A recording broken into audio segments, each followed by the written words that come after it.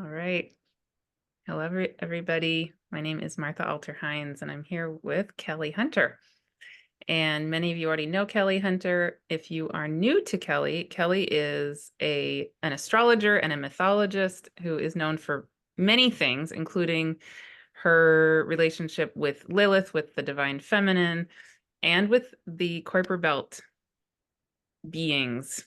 And today in this conversation, I'm actually really excited and looking forward to this. I think this is going to be a kind of a different conversation, maybe, than we've had before. And I think a really needed conversation. So we're going to be weaving in various threads, but I think our overarching theme is going to be about how we're both, and how maybe many of us are feeling called to approach our relationship differently with these newly discovered beings of the cosmos, and our relationship with them, and how we can honor them in the best way possible, and honor ourselves and honor each other. Yeah, and we're going to bring in conversation about the Oort cloud being Leleakuhonua. We're going to bring in some of the Kuiper belt objects, and I'm just excited to dive in. Thank you, Kelley. Oh, what a great invitation, because I was so taken by your excitement about Leleakuhonua, and I had not heard about it yet. Yeah. uh, and her him doesn't quite work sometimes. And that I have a really strong long time kind of soul recognition or memory of Lemuria, of the lost continent of Mu, that book I found so long ago, and that feeling of also a connection to Hawaii, although I was only there for like almost a year in 1972 to 73, which was like way a long time ago, right? But that connection was really strong, and I was so intrigued by this new discovery and by the implications of it.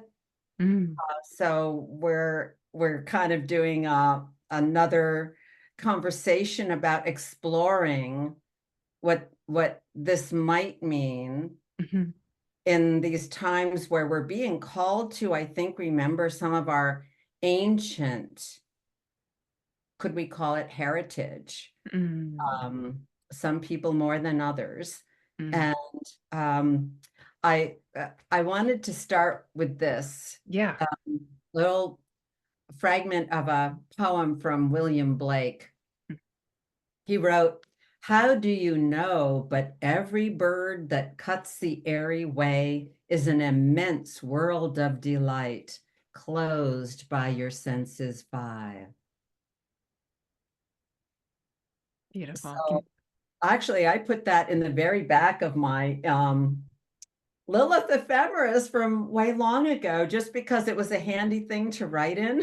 So that gave me some kind of intimation, of some level of meaning of Lilith, perhaps. But I think it's also quite relevant to Leleakuhonua, whose energy is related to a bird. Right. Yeah, Would the you? golden plover, the Kelley bird. I've been having a hard time getting straight on the name of the bird. So, not to mention Leleakuhonua, and hopefully that's close to the pronunciation. Yeah.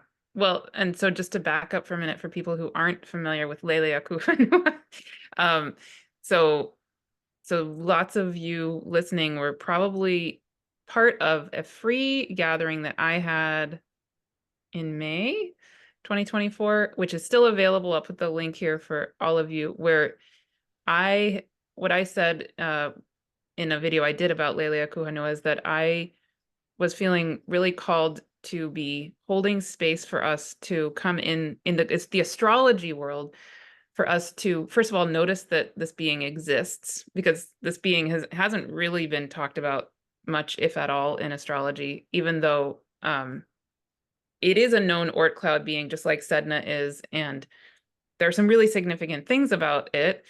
And but I really felt strongly, and I still feel strongly, that I didn't want to come out as a quote unquote expert, because I'm not, and that I really want to hold space for us to co-remember. In other words, to really actually be in the not knowing more than the knowing of what this being is.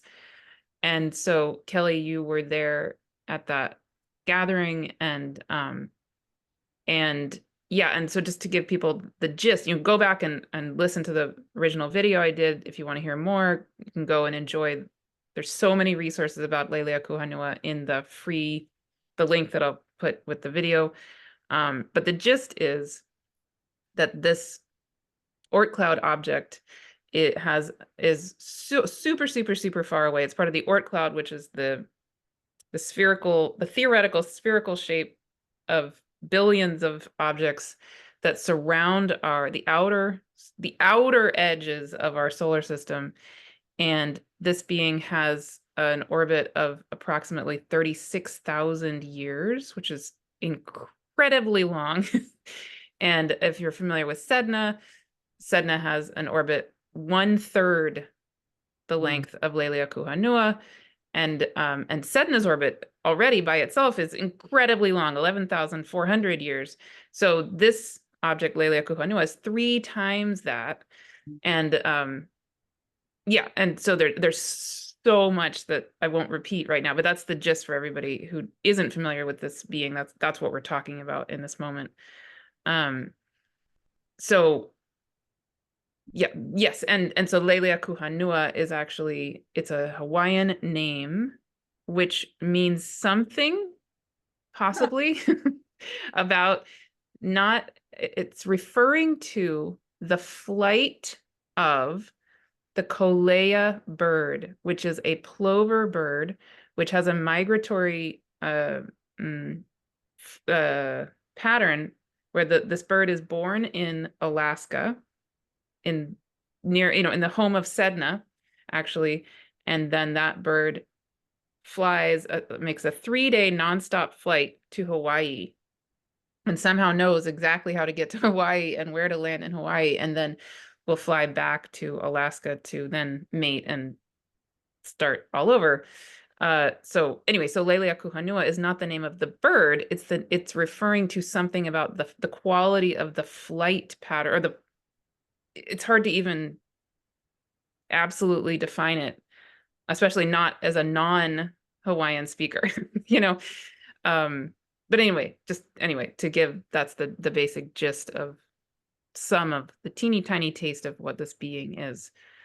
And yeah, and so I mean, I see like this spider web of so many directions we could go with all of this, Kelley, but is there something specific coming up for you that you would like to share about your thoughts about Leleakuhonua? Because I know there were some really, really beautiful things arising for you about it. Well, the first thing was through the meditation, the guided meditation you took us on in that particular video. And so I have some notes from it. And the main note and the main impression was I was tuning into like a golden thread. Wow. And I think the golden might have come from the fact that it's a golden plover. Yeah. There was a golden thread. And my further notes go expanded energy field, call to destiny, cloud field, cosmic plasma fabric of our universe, and the subtlety of this energy, and also the male and female of the birds that kind of dress up for mating. Really intrigues me. And so I have a friend who lives in Kauai and actually has a kolea bird that comes to her yard. Wow. She's been living there, at least 10 years. And she had one, but it got killed. And so it took a while, but another one has occupied her Mm. homestead. And so I guess just a couple of months ago, I guess in April, they changed their I was gonna say foliage, but that's trees. They're changing their feathers, I know. their Yeah, I can't think of the word either, but I know what you're saying. Yeah. so and they change colors and then they're getting ready for mating. So I think that's kind of cute and Mm-hmm. profound. And then I guess they flew off sometime in late April. I'm not sure about the timing, but that because she wasn't there, she has her own path of being in Kauai and being in the Northwest, not Oh, Alaska, but she does that, and she does have Leleakuhonua conjunct her moon to the degree. So I wow. find that very interesting. That's And amazing. so they're I guess they come back sometime in the late summer. I'm not Mm. quite sure. I'm hope she'll let me know. And that they and you shared this on your video that they nest and there are 4 eggs that are laid. Is that still the information you're aware of? That's what this I have Yeah. this book. People are Oh. interested more about the Kolea bird. This is written by someone who works for the Audubon Society, I think. And that's where I got that information. But And I yeah. understand there's like a group of people, an organization of people who are trying to find out like how many Kolea birds there are and looking for information from residents about, do you have one Hmm. in your yard kind of thing, Hmm. so that Hmm. they can kind of track that a little more. So there's interest in these birds, and that when the eggs are laid, at some point the adults fly back to Hawaii, Hmm. and then Yes. later the chicks go on their Yeah. own for Hmm. that 3-day nonstop flight. Hmm. Now that is the flight, right? That's what interests me, like that golden thread, that there's Hmm. something they know to follow, that Yeah. migratory path. They know to follow that. And that's why that poem, from Blake, the birds that cut the airy way, they have a perception that we don't have. I remember hearing about migratory birds that some of them know when to leave because of the positions of the stars. Wow. So that gives a clue, perhaps. And sometimes I remember things and I'm like, I'm not even sure they're true when I think about them later, but because I'm not really good at documenting my sources. Well, I mean, yeah, that's absolutely incredible When to it rings even, a bell of yeah. truth, that's it for me, Mm, so so what is that connection they have with that path, and that there some energy in that path that allows them to make that nonstop flight. yeah. And Um, to know it without being their parents aren't with them. They've well, never that been there. path is there. I think Hmm. the path is there, Hmm. and that they've been doing it for so long. And that's also part of my interest, that Hawaii has some connection with the land of Lemuria or Mu, and that their language and their Huna knowledge is very, very ancient, very, very, very ancient. And so their language has many nuances and layers, which is why it can be a little hard to translate such a name with so many syllables. So I have a friend who's been studying Huna for about 25 years, and she has this dictionary of the Hawaiian language, written some years ago by Marikawena Pukui and Samuel Bates Elbert. Hmm. And she sent me some pages which refer to some of these syllables. So in those pages, Lele is about flying. Lelea is a prayer that to the gods that their priests make when they are drinking a certain sacred drink to make these prayers and do whatever. So Lelea is a prayer to the gods. And let's see what other syllables we have here. Aku is can mean like a distance or an a direction, expressing a direction that is away from the speaker. So it's about traveling, it's about going away, it's about, you know, kind of flying, and it can usually relate to the future rather than the past, unless it has a qualifying syllable to it, which the name does not.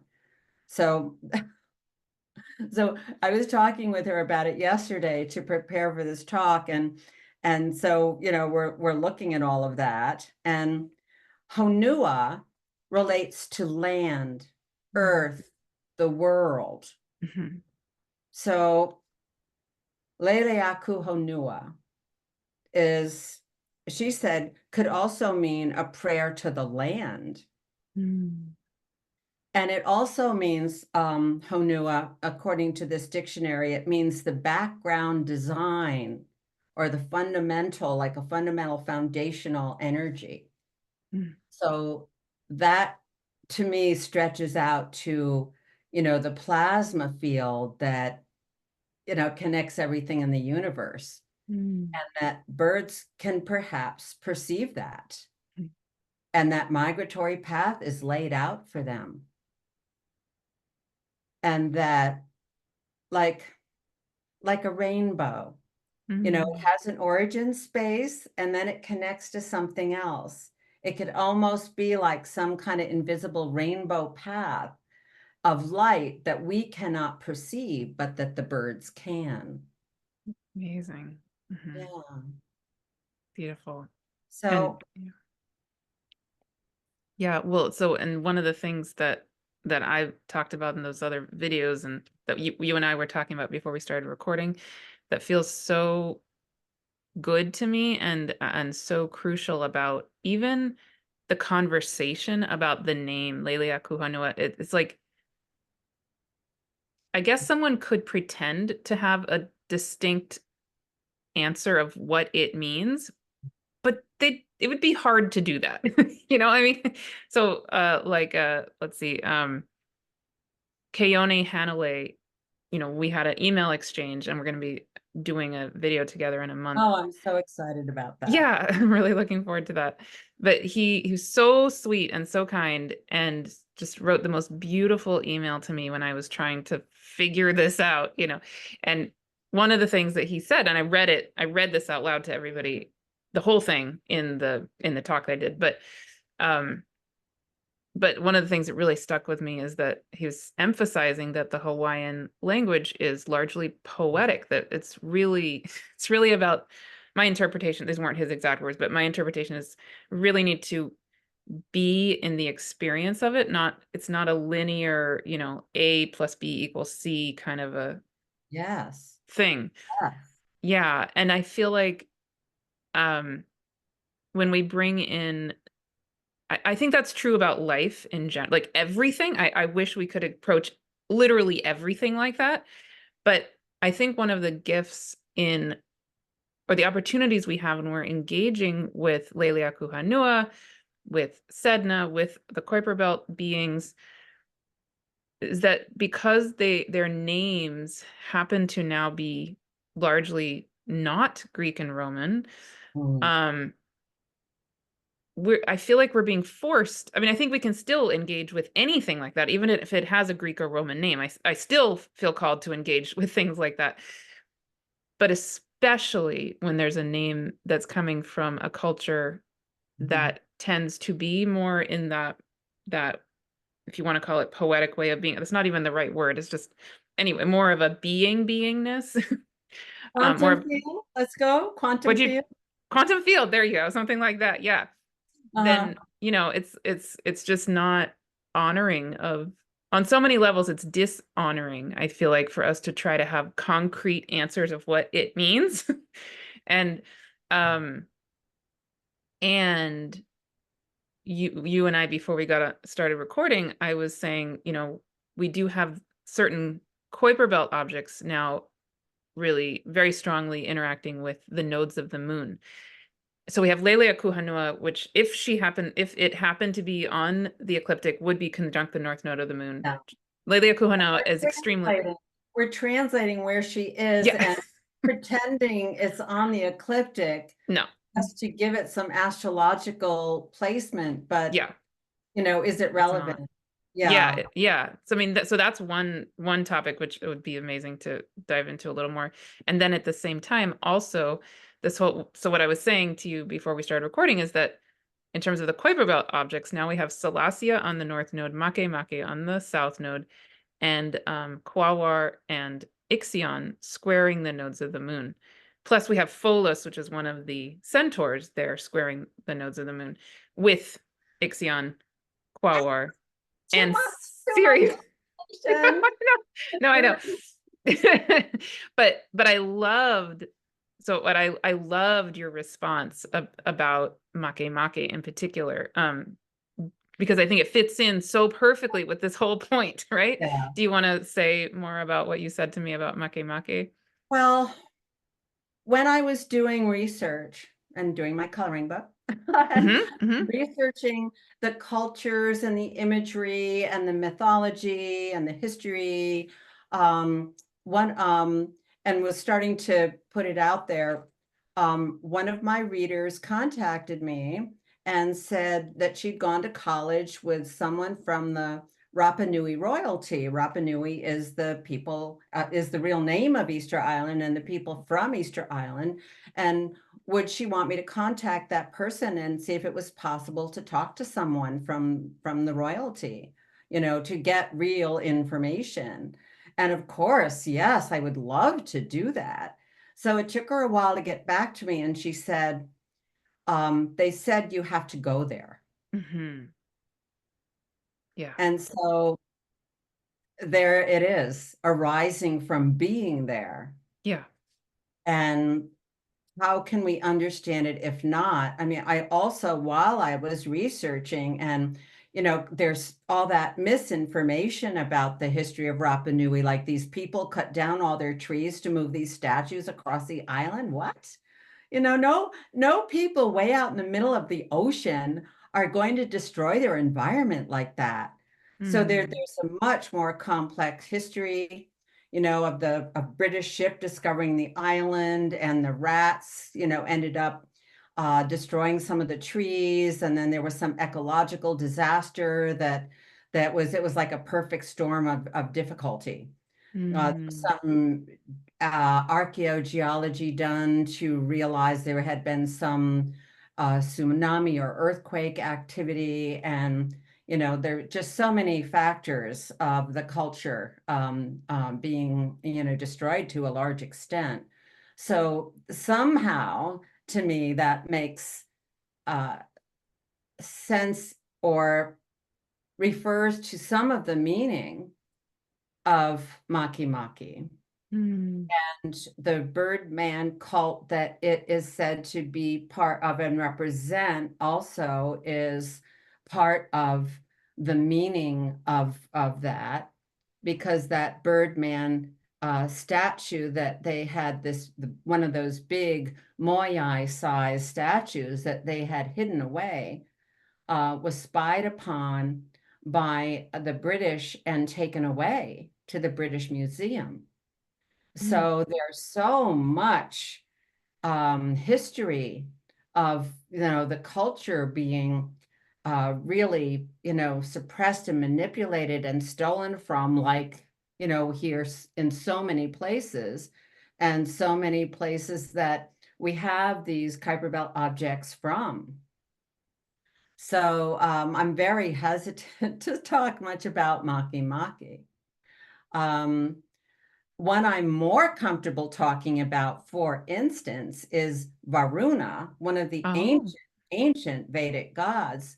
because number one, it was going across my ascendant a few years ago when I discovered this ancient Vedic practice having to do with mantra from thousands of years ago. And so this makes me think about the complexity of the Hawaiian language that's made up of all these syllables, because in the Vedic language, many of these mantras are powerful mantras that have a specific energy to them because of the frequency of the syllables and how the syllables are sequenced and the rhythm of the mantra. And some of the syllables don't mean anything specific. Some of them do.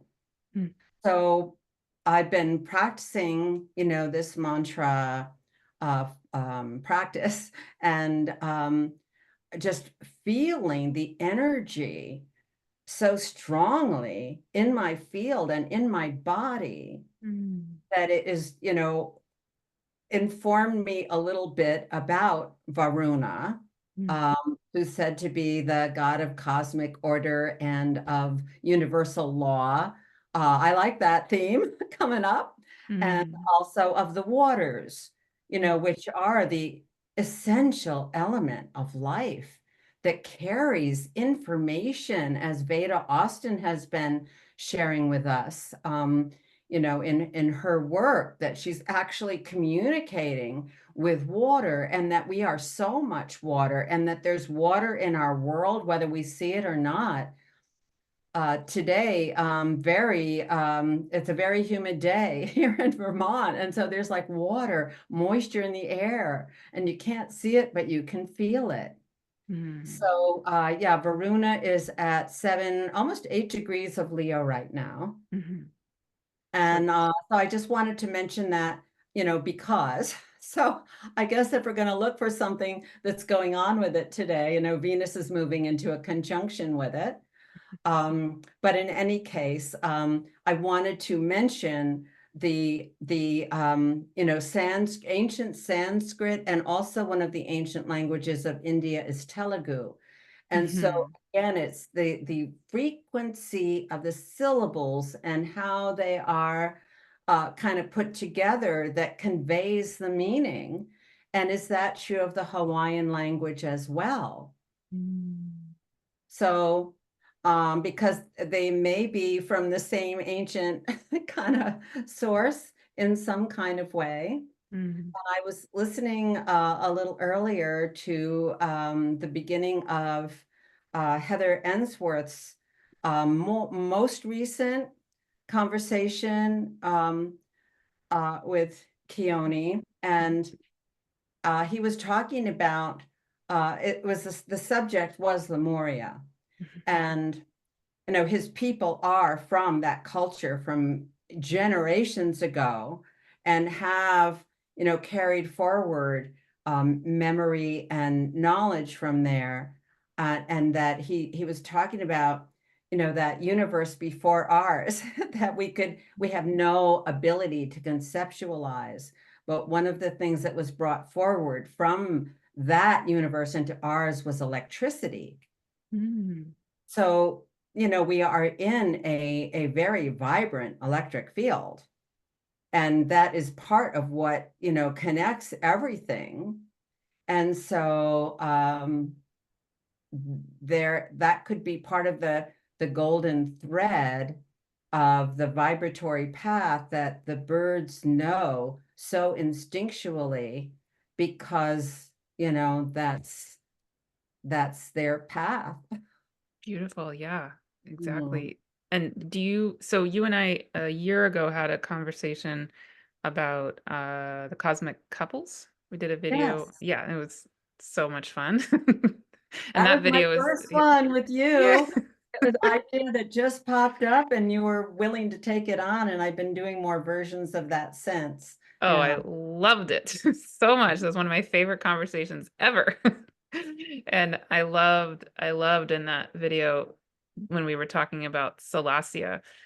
Do you feel comfortable talking about Salacia at this Oh point? gosh, yes, because I lived in the Caribbean for so many years, and one of the Mm-hmm. things that first was one of my first experiences there was just sitting on the beach and watching the sunlight sparkle on the water and feeling like there's some kind of communication happening here. And why would people sit on the beach and read a book when there's that they could be Mm. looking at?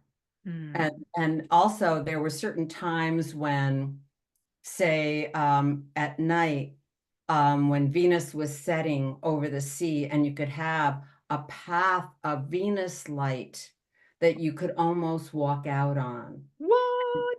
One time we did a sweat lodge on the beach, um, looking southwest, and Sirius was very in Oh, the sky. And we had a path of Sirius light coming right up. So we go out of the sweat lodge, and I just had to go right into the water where the path was shining and inviting.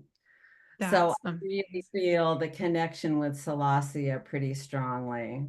Yes. And so I'll just bring up the chart again because um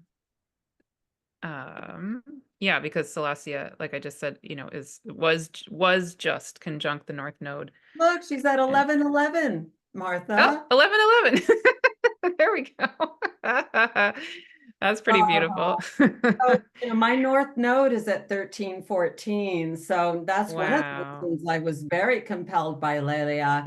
Leleakuhonua, Mm-hmm. whether or not that relates to, what that energy is about. That's kind of where we're placing it right now. And Mm-hmm. I am having a nodal return with this energy and the Salacia energy. And there's Mm-hmm. some other factors going on with that. Mm-hmm. Um, Certainly the total eclipse, which was at 19 degrees of Aries, also grabbed me a whole lot. And Mm-hmm. um, I did want to mention something that I got recently. It's a combination flower essence and starlight essence, by Ooh. Stargazer Lee, who is a Mm. wonderful um, and she's in Northern California, and she was meaning to make an essence for Chiron for Oh. years, and it wasn't until that eclipse that she was really called to do it. So Mm. she made a Chiron eclipse that she calls the Chiron cordial on that Wow. day, and she adds other things to it, and she's very profound. She works with the Mayan calendar, stargazing, the star field in our experience, Mm. and also Western astrology. So she does a really excellent combination there. And I just wanted to plug her Yeah. amazing Chiron cordial, Mm. which she says is um, infusing us with quiet, mature willingness and actively embodying our gifts in each emergent moment. And I Mm. love the emergent moment because I think that is so what Chiron is about. So got onto Chiron because why? Because of that eclipse was Mm-hmm. so powerful. We're still in the energy of that eclipse. Totally. Chiron's just going retrograde. So we're, really, kind of feeling it's like zooming right in on us at this Mm. point Mm. with that whole Aries stellium that is inviting us forward. Mhm. And so is Leleakuhonua. Maybe it's about finding our golden thread, Mm. forward. Mm. Mm. No, that just came up in this emergent moment. So I just had to Beautiful. say, yeah. Yeah. And just to point out, I mean, yeah, right now we have um Vesta trining Salacia also, Oh, and yeah. and not too far from Varuna. And you could Uh, say that Varuna is trining the North Node. It's going to be the North Node will be trining Varuna coming up yes, as the soon. notes go backwards, and Hmm. yeah, yeah. Hmm. Yeah, I think I'm Yeah. looking forward to that moment. I think that's about Mm. I'm finishing a particular protocol of practices of the mantras that have to do with all the five elements, which is earth, air, fire, and water, and what they call sky, which is ether. Mm. So I've been working with those, and I'm telling you, it is really changing my consciousness a whole lot. And Mm. it's teachings of the Divine Mother. Mm. Beautiful.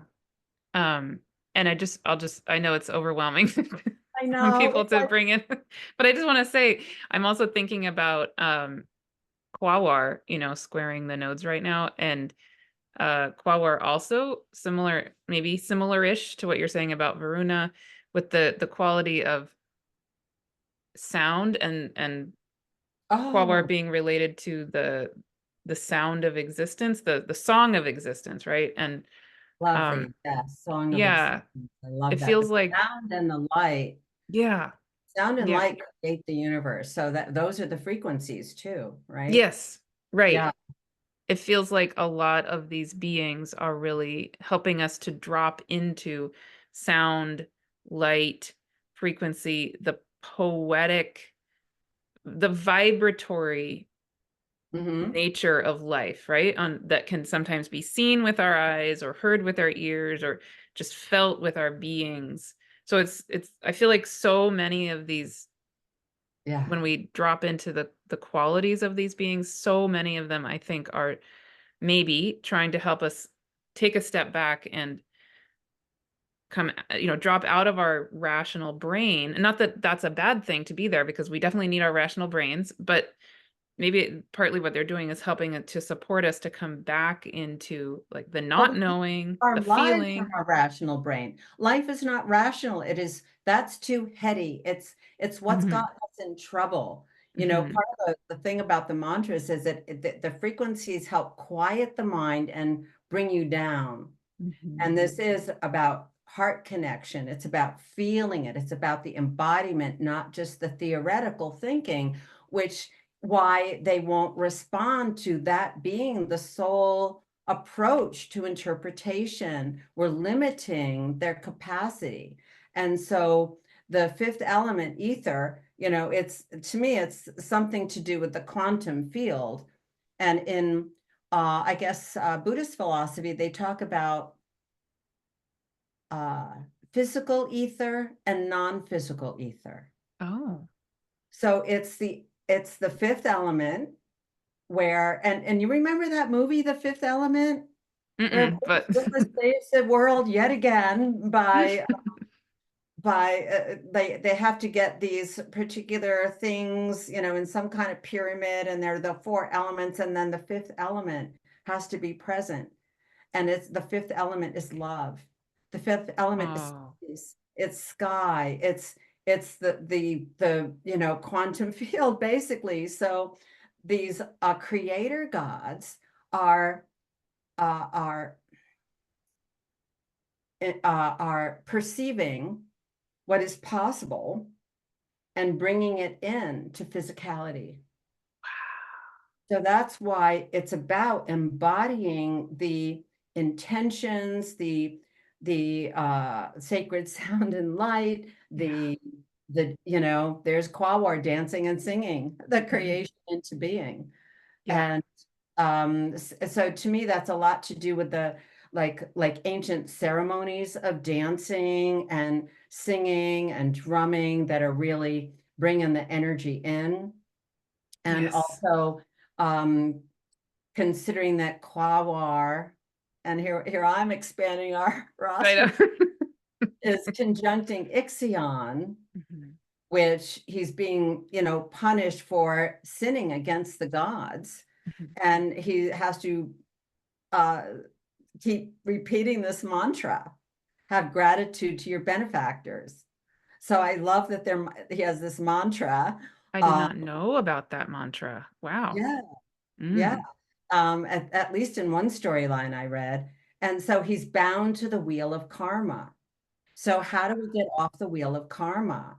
We can do those mantras, but Quaoar and other of the Kuiper belt objects are saying, move out into this field Yeah. beyond the limitation of the ego, which gets us in trouble. So partly that, partly that. Yes. And Mm. are you familiar with Jude Currivan? No. Oh, she's amazing. I'm going to be interviewing her next week, but I've been reading her this book, The Cosmic Hologram, which is exceedingly scientific, and I don't necessarily recommend it for people unless you're really, really, really into science. But she's a quantum physicist who studied at Oxford, and she recently did a interview with Pam Gregory, and she's amazing, amazing, amazing. So what she does, though, is one of the things she does is she talks about, on a quantum physics level, the reality of this quantum field that you're describing, of the wholeness and the unity that we are, right? And so I feel like, yeah, Mm. all of this is it's she's using science words and we're using other words, but they go together. And she talks a lot about how what is, of course, being discovered, quote unquote, in quantum science That's great. That already. sounds like the next version of the holographic universe from a couple of decades ago. Yeah, her work is amazing. Love her. But she compares, of course, quantum science to what was described however long ago, so long ago, in like the Vedic texts and, other ancient texts, and Mhm. how, yeah, science is sort of catching up to what has been known for a really long time. And yeah, and I wonder if in their own way, just, or, we have this opportunity in our relationships with these cosmic beings also to be tapping into a really similar type Yes, of and thing. again, the Yeah. embodiment factor is incredibly important, especially with Uranus and Taurus. Yes. Yes. Thank you. Yes. Yes. Exactly. And yeah, Jude talks a lot about the need for us to remember and I'm sorry, and fully embody the wholeness that we are, which is a huge, huge theme in my own work right now also. And yeah, yeah, Yeah. so much there. Um, Yes, yes. And otherwise, I feel like hurricanes. If you're in the eye of the hurricane, you don't feel the winds. And mm, that's to me being in the center, which mm, Aries is all about, being in your center and being in your integrity, and then you're in the eye. But if you're getting pulled out by the winds of the hurricane, you're going to be thrown off the earth, actually. mm, mm, I mean, I think somehow that is real mm, in the potential that we're being invited into, mm, which a lot of people are calling ascension or going from 3D to 5D. We've got to embody this higher quality of energy, and we can't stay in our theoretical head. If we're ignoring our body, yeah, we're not going to be here, yeah. or It we're doesn't. not going to be able to maybe, I don't know, bring our bodies into this next dimension. I don't even quite know. Just all these waves of light are coming in, and to me that's another dimension of Salacia. All Yes. plasma field that sparkles and we can't see it. Sometimes we do, and sometimes we can hear it. Mhm. Sometimes I feel like I have this, charcoal halo around my head, and I'm Mhm. trying to hear the frequencies um, in a kind of a way. I Because if I'm love that. quiet, I can hear energy, and Yeah. people might call that tinnitus, but I'm not sure that's what it No, and I recently started channeling the light of various stars. And I recently was channeling light from Sirius. And is. Yeah. what came through in several of the videos I channeled from the light from Sirius was that there was these beings, Syrian light beings, who came and they took a divine tuning fork and they placed it right here on our third eye. And I could just feel, I mean, again, it was sound, vibration, like the medicine of sound and vibration. And this divine tuning fork got placed right here. And then that activated our entirety, like the entirety of our being, and what? So So beautiful. beautiful and very timely, because the last new moon we had was at 14 degrees Cancer, which is Exactly. a serious alignment, if I'm going to do that. Yeah, exactly, exactly. Yeah, all of a sudden, yeah, leading up to that new moon and for a few days afterward, just the Syrian energy was so strong for me. It's dissipated now, even though people are saying we're still in the Syrian portal. For me personally, it's dissipating, but I don't think that means Oh, anything. we It's just haven't gotten to interesting. the full moon yet, which is in a few Mm, days, considering mm-hmm. doing this on July 15th. But Yeah, yeah. so there's still the blossoming of it. Ooh. That's my moon degree, so I am really feeling it. And it's squaring the nodes. Well, Yes, it it was was. exactly. Yeah. Yeah, it was. Yeah, it was such a Yeah. powerful new moon. It was I amazing. know the cosmic choreography is so incredible. Yeah. And I know it to me, sometimes it's overload to bring all this stuff in. And sometimes I just like to go back to the basics. So Hmm. and Neptune both went retrograde. Yeah. Okay, what does that mean? Yeah. But still the new energies when when we can our heads can we can feel it. Yeah. We can definitely feel it, and just knowing that this field of energy has exquisite dance, Exquisite. and that we can open to it. And that's part of the challenge to the sign of Cancer, is to be receptive to this light coming in, and then to help our bodies calibrate, and integrate Yeah. this new light, this new consciousness. And we don't have to like bring all of these Kuiper belt objects or the Sedna and Leleakuhonua Hmm. into our charts, but if we just find one or two Hmm. quantum friends to kind Hmm. of help with our experience, and that is beautiful right there. And Hmm. that's the way to start, so that we're not taking on too much, that we're fine tuning a certain quality of energy, especially when it's active in our own charts. Like I just had that experience with Varuna, that I did not expect to be doing this practice. I was doing a different practice. Yes, it was a mantra practice, but this just landed. So, yeah. And that's Amazing. when inspiration strikes. And I think that's the possibility now with this Aries energy, because we can't look behind, and we can't accommodate other people in the old Libra way. We need to find our path forward, like Yeah. the Kalea birds. They have their path. What is your path? What is your invitation? What is your golden thread? Kind of to follow that. Beautiful. I mean, so beautiful. Yeah, and I say that to people in readings all the time, well, so and so such and such is really highlighted right now, but what's calling to you?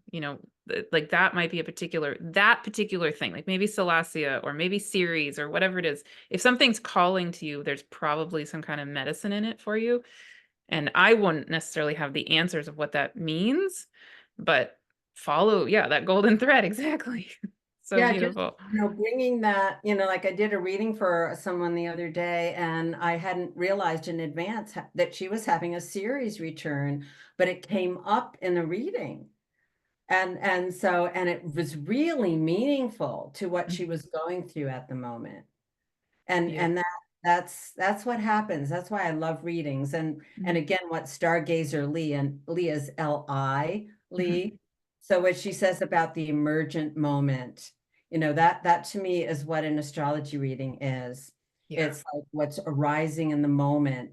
And no, we're looking at the birth chart, but I really can't do a reading without adding some transits, and I've never been able to do that. That's what people want to know, like what's going on with me, you Mhm. know. So we look at the birth chart as the basic cosmic blueprint, and then see, okay, what's getting activated, what themes are arising, and what are you experiencing with that? What are the possibilities here?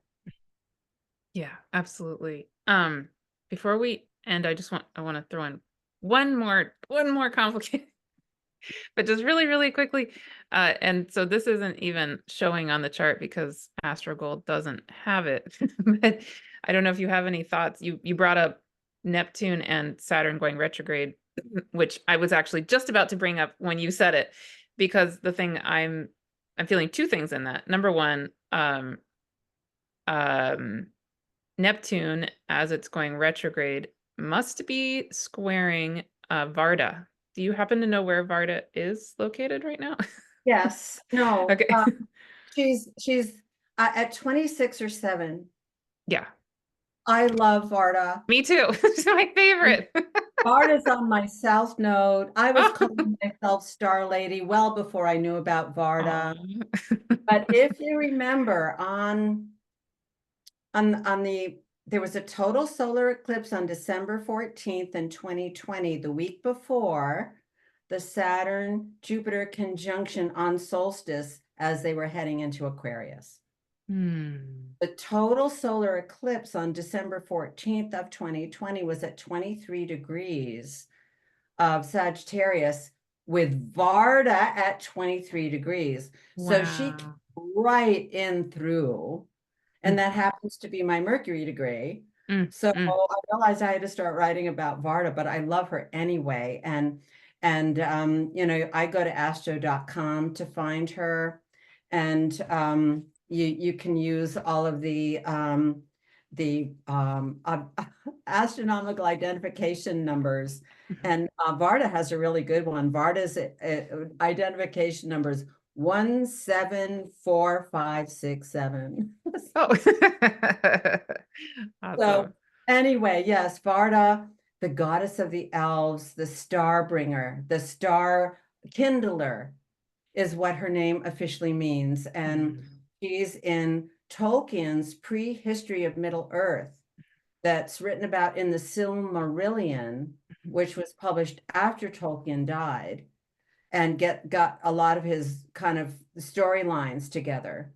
And the original, it starts right off with his creation story, where Varda and her consort Manwe, they were both discovered in 2003 or 5. Wait a minute, I can tell you. 3. Why the Astronomical Union even gave permission to Yeah. name them after fictional characters. It's amazing. I think Tolkien had a pretty clear vision. But anyway, the astronomers must have really been Tolkien fans. So she was the original highest of the female archangels.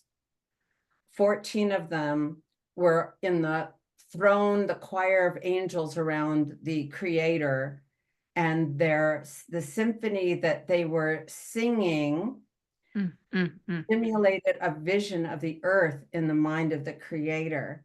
Wow. And 14 of them got really excited and wanted to go experience that, and they got there and realized they had to create it. So here we are. She's about to go over the solstice point, and Manwe has just in the last year or two gone over the Aries point. Yes. They have this long-term square that redefined what squares mean to me, because these two enhance each other's capabilities. Yeah. And he can see really far and she can hear really far when they're together, which they mostly are. When they're together, that's the key. That's what's so interesting. Yeah. And I love that they're both going over these key points.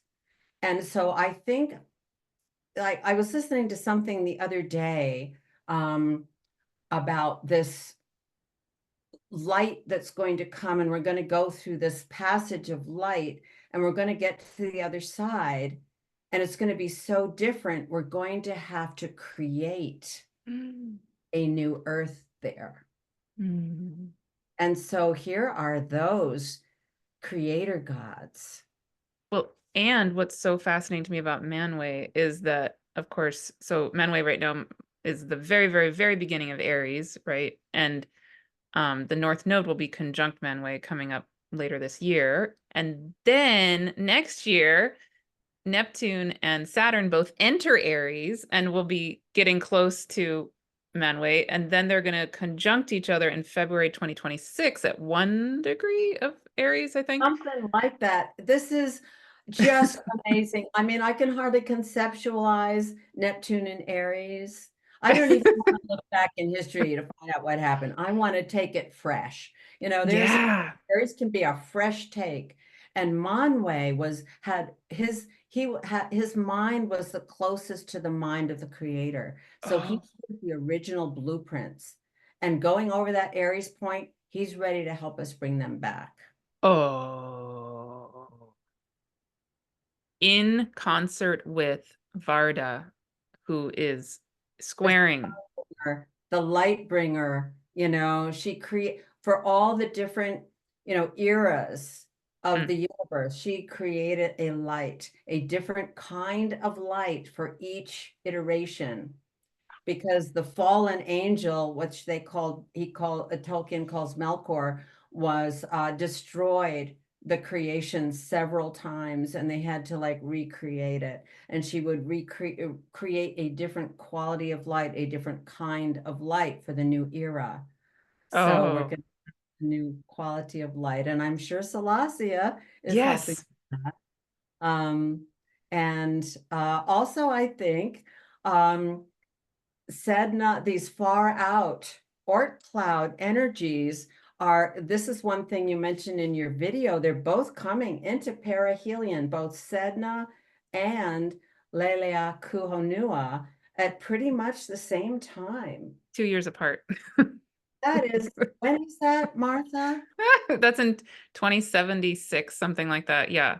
But just I so mean, what that means for people, perihelion means that they're coming to the closest point they get to the sun. And remember that Leleakuhonua has an orbit of 36,000 years, and Sedna has an orbit of, did I say eclipse? What did I just say?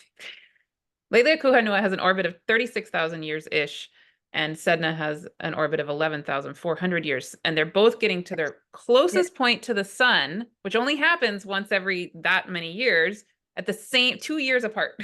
it's choreography, you can't make it up, right? That's what they say. You couldn't make this stuff up. It's like, it's amazing. And just, the amazement of the times we're in, just strike our hearts with awe. We got a golden ticket if we're here right now. I mean, crazy as the world is right now, there's something emerging that we are here to help bring forward. And that's the invitation. And it's got to come from a different level of consciousness. Is that quote from Einstein, you can't solve the problem with the same mindset. And we don't even want a mindset. We want a heart and soul set. Yes. Oh, I'm getting chills. I mean, especially the Varda and Manwe part at the end is just, that's I exactly, love that. that's They're exactly in my it. cosmic couples show. Yes, yes, yes. No, I love, love, love, love them so much. Same. Uh, wow. That is amazing. Thank you so much, Kelley. Incredible. Yeah, well, we have a little time with those retrogrades in Pisces to kind of, clear the waters, get rid of some of the pollution, Mm. kind of Mhm. then get ready for a new level of clarity that we Mm. are, that's like, it's like Neptune goes into, it's at the end of next March. It starts Yep. into Aries. Yep. Exactly. Wow. And Yeah. then Uranus goes into, Gemini. Gemini. I mean, like Pluto, Neptune, Uranus, like in a Yeah. row. This is like, wow. And Uranus will be with the Pleiades when it does that. And, it's like, And mm. Sedna, And Sedna, Sedna too. Yeah. Yeah. I Wow. know, I know. So anyway, maybe people are going to need a second listen to some of the complexity here, but I Yeah. hope you'll be excited about it and that it inspires you to at least engage with something here that is calling to you. Yeah. Yeah. Absolutely. Amazing. Well, and along those lines, so Kelley is one of the guest speakers in the Infinite Soul Wisdom Astrology 101 course that I'm holding this year. And but you and Melanie Reinhart have both offered to make your talk open to other people to join in. So Melanie's talk is going to be actually this Wednesday, July 17th, live and recorded. And then you're going to have your talk. We just set the date for that, which is going to be September 10th, 10 a.m. Pacific, 1 p.m. Eastern, etc. And it's also going to be live and recorded. And if people are interested in the Melanie's talk, which is going to be on the 4 main centaurs, I'll put the link for that here. But Kelley's I don't have up yet, but just to let you all know that is coming in September. If you want to go more deeply into, you're going to give an overview of the Kuiper belt, and we haven't figured out exactly what we're going to do in there, but more on this stuff. More to come. There is more on this stuff on my website. I have a lot of Yes. stuff about the new solar system and cosmic feminine and other basic thematic areas, and some stories.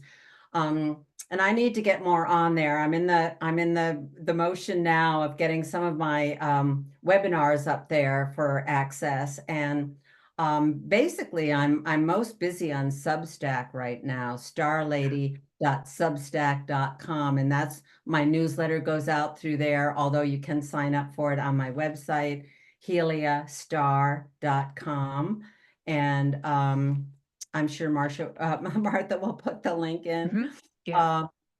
Yeah, and so I'm also doing other things on Substack too, because it just invites creativity. I love that platform. And my next thing is a Pluto in Scorpio sharing circle, which I've just announced, and it's only for people who have Pluto in Scorpio and are heading in to the era where they're going to be experiencing Pluto in Aquarius squaring their Pluto in Scorpio. Yeah. So in the registration, you have to put your birth information, so I know at least date and year. So I know, this is a private group. And I think I'm going to be doing one for every Pluto in every sign, all the Pluto generations. I'm very interested in Pluto. Number one, it's right on my ascendant. And number two, Pluto's like right now, as it goes into Aquarius, is conjuncting my Venus-Jupiter conjunction. So I'm having a very intense Pluto time.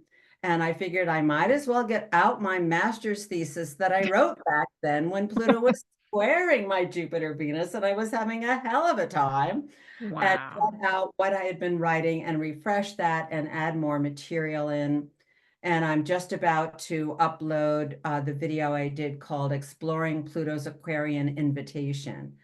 And that is kind of an overview of what we know about Pluto now, being the king of the Kuiper belt, and also some other things about Pluto that are good to know, and a little overview of the generational aspects of Pluto and such like that.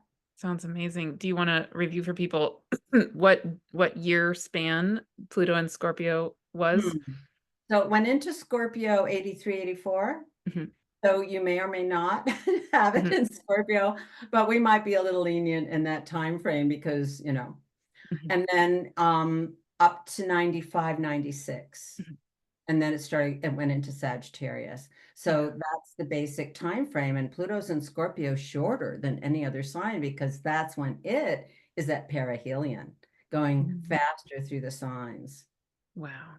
Yeah, I've had some clients in the last year who have Pluto in Scorpio and having their Pluto square, and it was for every single one of them an interesting time, I guess is the way to say it. It's like, interesting. Yes, and I'm going to have a panel of like 3 or maybe 4 astrologers who have that placement. Oh, beautiful. So to give us perspectives, and yeah, I'm going to introduce them the way I met them, which is very Plutonian. Wow. So, anyway, that sounds great. And you do readings yourself also. Oh, yes. Yeah, exactly. That's really, I think, the heart of my work. And I can't do as many as I used to do every week, but I just love being in the field of energy with a person and and again, that emergent moment, what is coming up for you at this time, and how does that fit in, and what could that how could you enhance your experience of that or understand it at another level, or something like that. I don't quite know, but yeah. Amazing. Wonderful. Anything else before we go? Oh, I think we've covered a lot, and I am so glad we did this. I was so hesitant because I didn't think I really had much to offer about Leleakuhonua, except my love and attraction, No. But we got into the wider field of it all, and explored, like, how we even approach these new energies. And it's got to be with an open, well, it's got to be with a heart if we want to embody, so that's and a different consciousness level, be open to that, because this is a different quality of energy. Well, and I just want to acknowledge, I mean, I just want to appreciate you because you absolutely are what could be called an expert in these Kuiper belt. I mean, I know you don't want to be called that, but but other people could call you that.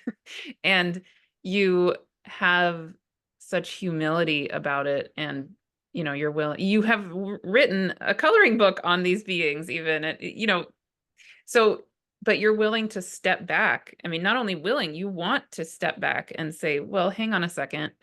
No, I am not willing to be called an expert. I don't think anybody can be at this Yeah, point, but I'm willing exactly. to be a pioneer in the field. Yeah, right, right. So I just really appreciate that about you, and I really honor that about you, and I feel that's very similar about Melanie and Heather Ensworth and Pam Gregory. I mean, there's just, and not only them, but many others as well. Something I appreciate so much is that when we have people like you all who could be considered leaders, you are people we can look up to in a way that you're doing it with humility and grounding and But I want to throw another name in there, Philip yeah. Sedgwick. Oh, beautiful, beautiful. Depth Astrologer. He's the one that I would be reading in order to find out about these new things in their discovery moments and their naming moments. And he was a big influence for me. Wonderful. Yeah, yeah, yeah. No, I mean, there's others. I'm not naming everybody. I know Right. I'm forgetting people. I'm just saying thank you, thank you, thank you for having that And quality. that's great. The more of us, the merrier, so to speak. Wonderful. Thank you so much, Kelley. And everybody watching, we would love to hear your thoughts. Again, it's so important to me that we're holding all of this lightly and that it's a co-remembering. I really want to encourage the conversation, and all of you have your own insights and have the wisdom, like the puzzle pieces of what's meant to come through into the world is meant to come through each and every one of us, not just Kelley or me or whoever. Yeah, so please, please, please engage and share and join in the conversation. Wonderful. Thank you.